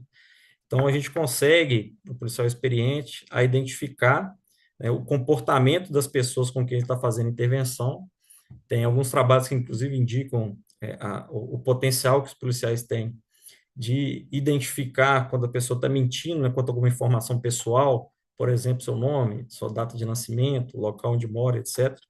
E isso aí é uma das capacidades que são extremamente importantes na hora de eu aplicar, seja na atividade preventiva, seja no ciclo ali da investigação, para saber, né, a informação, se é uma informação fidedigna ou não. Então, como que deve acontecer, né, de maneira ideal, a transformação do conhecimento tácito, né, implícito das pessoas em conhecimento organizacional? A gente tem um trabalho aí que vem falar que o conhecimento tácito, se ele não for sistematizado, ele vai ser perdido. Então, o ideal, de maneira ideal, é que a gente consiga levar a instituição, né, chegando no nível superior, né, da instituição, para que seja disseminado para toda parte, o conhecimento que é produzido pelos indivíduos, né? A gente tem um ciclo de conversão do conhecimento, que foi teorizado aí por Nonaki Takeuchi, em 1995, que ele fala da socialização, externalização, combinação e internalização. Então, a socialização é aquele conhecimento compartilhado, conhecimento tácito entre as pessoas que estão trabalhando juntas, principalmente. Então, até uma guarnição policial, quando eu coloco um estagiário lá para trabalhar, para ele aprender o serviço, ele vai aprender por meio de socialização como que se realiza uma abordagem, como que adota procedimentos de segurança, né, nos deslocamentos, enfim, nas atividades. Essas práticas que são reiteradas e que a gente vai refletindo quanto à sua aplicabilidade ou não da doutrina, e quando a gente identifica que há uma necessidade de alteração da própria doutrina institucional, a gente deve decodificar isso, escrever, né, positivar, externalizar isso em documentos, né? Vamos criar novas doutrinas e esse processo chama externalização. Então, externalizar aquele conhecimento que é implícito, colocando ele de maneira positivada. Só que esse conhecimento ele tem que estar atrelado aos demais conhecimentos que já foram produzidos. Então, a gente tem que combiná-los, né? Aí eu tenho o processo da combinação, porque uma norma, né, uma doutrina, uma determinação, ela tem que estar alinhada às demais, à legislação e às outras normas que a precederam. E, por fim, isso aí vai voltar dentro de um ciclo, né, para que os policiais internalizem. Então, um grupo produz para que isso chegue ao topo da instituição, seja disseminado para os demais, e eles vão internalizar aquilo que vai passar a compor o seu conhecimento tácito. E esse ciclo não para, né? Isso aí é a parte bastante interessante. O conhecimento policial, ele é vivo. Aí eu coloquei mais duas questões, que isso, quando feito de maneira devidamente conduzida, ela transforma-se em aprendizagem institucional e também em memória organizacional. Então, a gente não vai perder esse conhecimento. Então, quando a gente cria, por exemplo, os repositórios institucionais, isso aí vai reter todo esse tipo de conhecimento dentro da própria instituição. Então, uma das estratégias para a gente promover todo esse ciclo, que conforme eu falei, são essas câmaras técnicas, né? Principalmente na área operacional. Isso aí tem um potencial muito grande de reter o conhecimento, de transformar o conhecimento que está implícito dentro das pessoas no conhecimento de toda a organização. Aqui eu só sistematizei, mas aqui é só para ficar mais didático, né? Então, partindo da base da estrutura, a gente vai ter diversas equipes. Essas equipes vão socializar conhecimentos entre si, né? O conhecimento tácito, o conhecimento ele, angariando cada vez mais tirocínio policial. Isso aí pode ser externalizado, vai virar um conhecimento explícito por meio de doutrina policial. Esse conhecimento, então, a gente vai combinar com todo o rol de conhecimentos produzidos por aquela instituição, além da legislação, enfim, outros conhecimentos normativos que são importantes, que devem estar devidamente alinhados, e vai compor o conhecimento de toda a organização. Esse conhecimento, por sua vez, volta a retroalimentar o processo para compor ali o conhecimento tácito dos policiais. Então, esse é um ciclo virtuoso, né? Um ciclo que não vai acabar para cada vez mais produção, né, do conhecimento. Mais uma outra questão, a gente caminhando já para o final, há uma outra terminologia que tem sido mais utilizada, é utilizada em algumas outras áreas do conhecimento, como, por exemplo, as ciências médicas, né, conforme eu falei, né, dos médicos, dos enfermeiros, enfim, essas outras áreas da saúde, que é bastante valorizada, que é a associação entre o conhecimento prático e o conhecimento acadêmico, né, que então a gente chama de pracademicismo. Então, as pessoas que realizam esse tipo de atividade são aí chamados de pracadêmicos, né, que pode ser aplicado perfeitamente na nossa prática. Então, as pessoas que conseguem aliar o conhecimento prático, experiencial, ao conhecimento acadêmico, né? E isso valoriza muito o conhecimento institucional. Então, no caso aí do tirocínio policial, nós devemos aí esforçar na medida das nossas limitações, né? Claro, mas preocupar também o espaço em termos acadêmicos, então nos transformando em policiais para acadêmicos, né? Para que possamos também contribuir tanto com a comunidade científica quanto para a própria sociedade, né?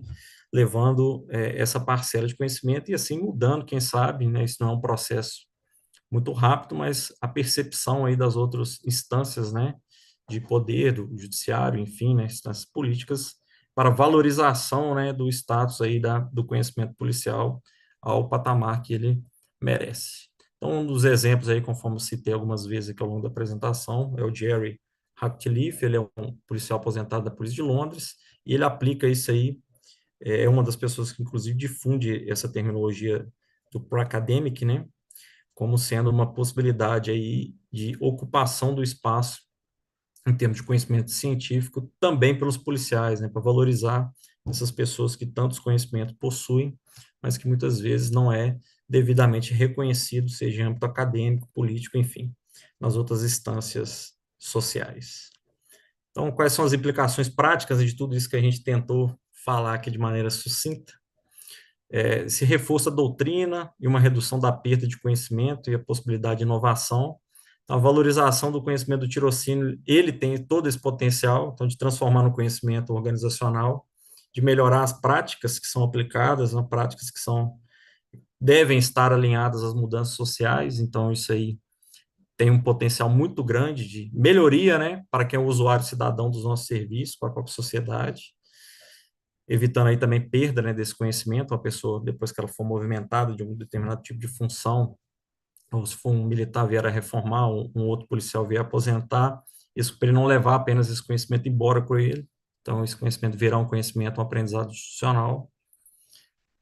Fica uma chamada, né, o incentivo à ocupação do espaço acadêmico por policiais. Essa iniciativa aí do CJPOL é uma possibilidade aí para que seja um ambiente também, acredito eu, nessas discussões, né, de aplicação dos conhecimentos práticos, enfim, das suas experiências práticas, retroalimentando o conhecimento e potencializando aí as atividades policiais, valorização das atividades policiais do conhecimento policial. Então, essa valorização desse conhecimento como sendo válido, aplicável e científico. Eu agradeço a oportunidade, né? Tentei ser o mais breve para cumprir o tempo aí. E se tiver alguma dúvida, né, deixo o e-mail aí para a gente poder entrar em contato. Estamos à inteira disposição para qualquer questionamento, comentário. E mais uma vez, aí, muito obrigado aí pela oportunidade. Rod, excelente, obrigado pela explicação. É uma verdadeira aula muito técnica da questão da ciência policial, né? Essa questão do conhecimento tácito, que é um assunto que não é abordado. Não vejo, estudando as decisões dos tribunais, nunca vi abordarem isso. E um voto do ministro Gilmar Mendes, ele fala de uma conduta de umas pessoas que os policiais identificaram como suspeita e que estava atrelada à ciência aplicada à atividade policial. De uma forma, uma fala uma frase mais aberta do ministro Gilmar Mendes, que é, a meu ver, exatamente um respeito a tudo que foi falado aqui agora nessa aula. E aquilo que, né, que o senhor, o professor Frederico comentaram, a gente tem que. Eu vejo policiais aqui comentando, um comentou aqui logo no início da sua fala, que estava difícil ser policial, né? Não deixar, não ficar desanimado e continuar fazendo, prestando um trabalho com qualidade, é, e rompendo fronteiras, porque a polícia não pode existir, não. Né? Senão o caos se instaura e toma conta. E e continuar produzindo conhecimento científico é o que nós vamos fazer. Você é um dos maiores pensadores científicos de polícia que nós temos no Brasil, né? E tem aí postado e feito um trabalho extremamente relevante nas redes sociais e também na plataforma CJ Então, só agradecer a sua excelente fala, a sua excelente oratória. Temos aqui alguns comentários. Sérgio Metri, excelente explanação. O Denis Bolelli, parabéns pelo conteúdo. Rosângela Gontijo, parabéns. O Edson Dutra, muito bom, parabéns. A Célia Luchini, batendo palma, né? Então, só agradecer aí pela sua disposição. Aqueles que não puderam assistir, vai ficar no YouTube por um tempo, acho que por alguns dias, né? É aberto ao público, e depois apenas para quem estiver dentro da plataforma Seja Paul. Gabriela Pacheco também aqui, parabenizando. Então é isso.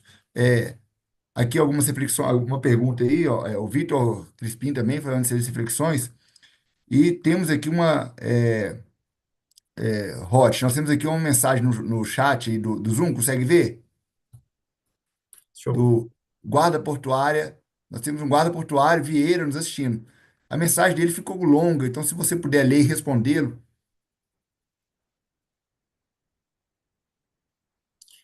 Ah, sim, um lobby do Congresso Nacional para acabar com a fiscalização e o policiamento da Guarda Portuária.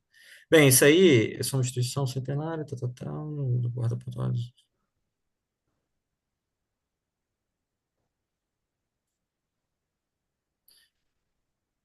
Como é que é o nome dele? Guarda Portuária, o Vieira.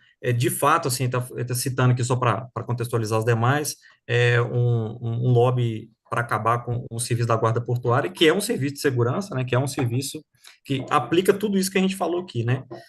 A gente vê quando se houver uma perda desse tipo de profissional, quem vai fazer esse serviço? Não podemos acreditar que se eu colocar outra pessoa que nunca lidou com esse tipo de tarefa, que ele vai conseguir fazer da mesma forma.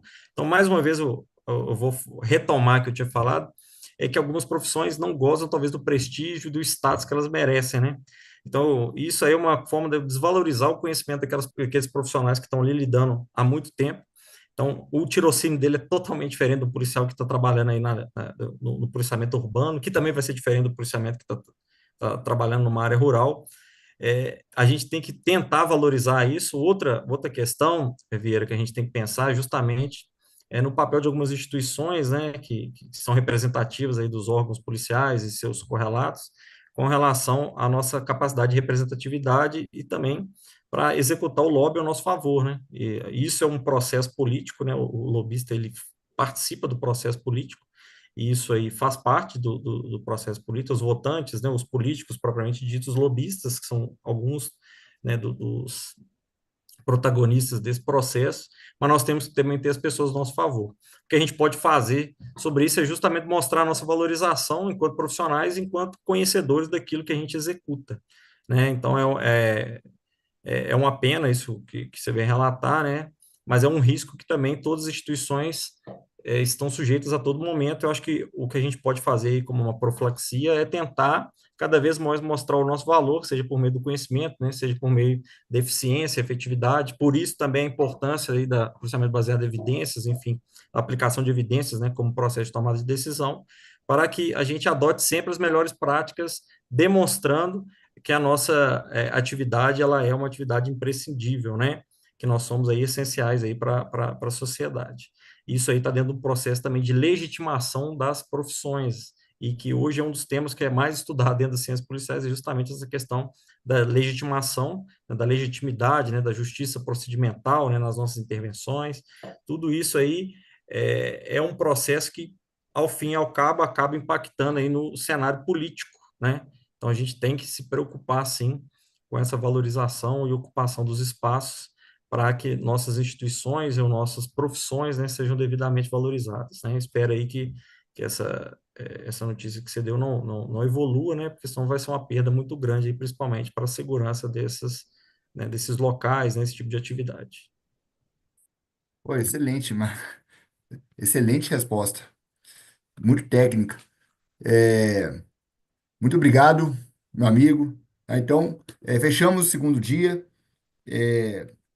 E amanhã continuamos com os trabalhos, né? Amanhã sou eu para falar da insegurança jurídica que nós vivemos, mostrar algumas situações, e também o grande professor Emerson Castelo Branco, que vamos tratar de assuntos extremamente relevantes aí para todos os policiais e aqueles que trabalham com segurança pública e direito criminal. Tá? Então, valeu, meu amigo. Muito Até a obrigado mais uma próxima. vez. Até mais, uma boa noite a Até todos. mais. Tchau, tchau.